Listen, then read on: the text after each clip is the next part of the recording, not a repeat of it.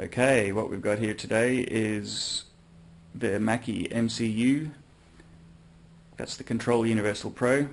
That's a Flying Fader's automation mixer, and also the Mackie C4 effects tweaker. You can actually use it as a mixer for extra channels for your pan levels, pan and volume levels, and it's quite handy for editing your effects and all kinds of things like that. So let me give you a quick overview of how it works. Basically, I've got this plugged into my computer running Tracktion through the USB port. The USB port, the USB cable just goes to the back of the MCU, and then the MCU now gives 3 MIDI in-outs which are available on the computer, and we're using one of the MIDI in-outs to control the C4. You can plug anything else you want in here, any keyboard controllers, any, basically any sound modules, any sort of MIDI device, and your computer can see it. So that's kind of handy. You get some extra MIDI ports.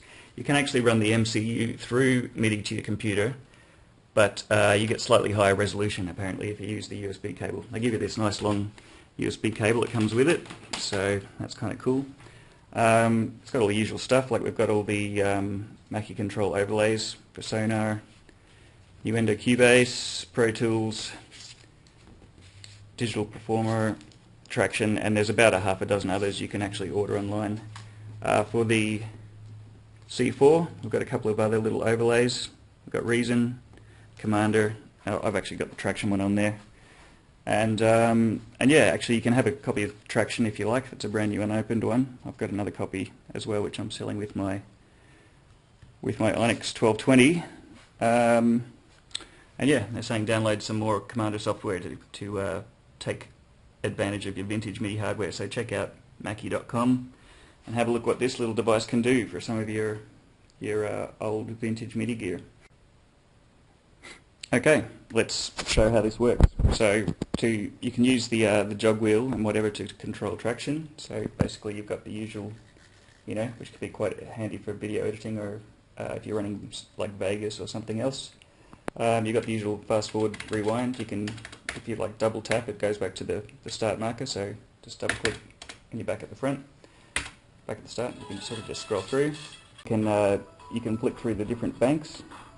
So this current track has 24 channels, so you can flick through them 8 at a time.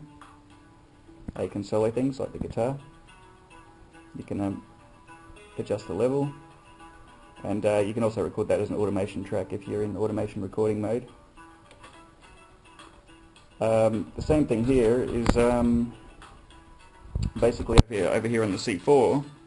If you go into mix mode, you get all the channels up here. So basically, you're getting 4 channels per top. So you can see you've got the level of the hats and the pan, level of this thing here. So level of the drum bass, level of the bass. So you can crank that up a little bit, and you can also see that's linked up.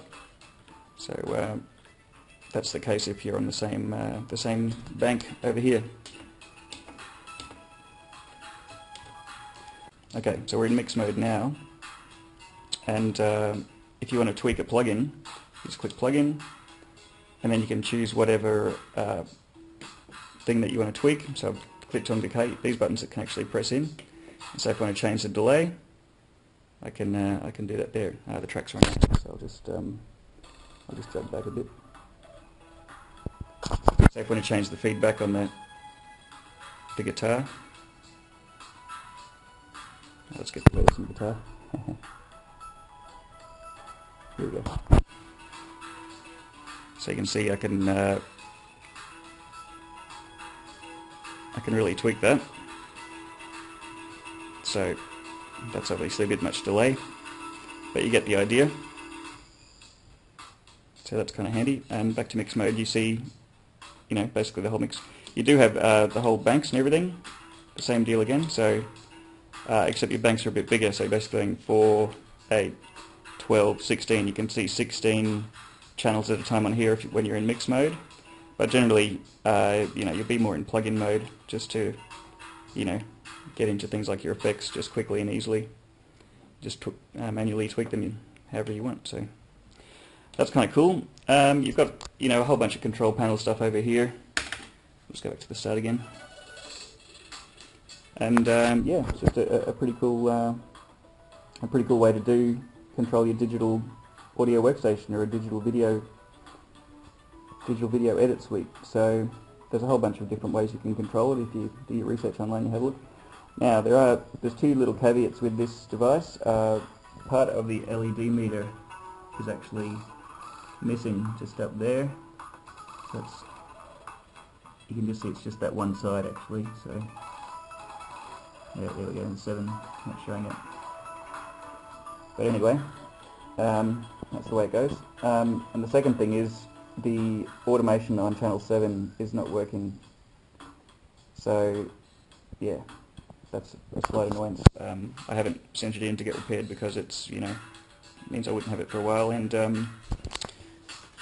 you can actually just easily enough just tweak the same channel here. So basically, if you've got the hi-hats, you can just look up where the hi-hats are over on this side, and you can just tweak it over there. So basically, if you do it when you're in mix mode, anything you tweak here will work there. So by going through all these, looking at how many channels you get here, you can basically go 4, 8, 12, 16 channels plus another 8. You basically got a 24 channel mixer, as long as you don't mind using these for the level control, So you got your drum there.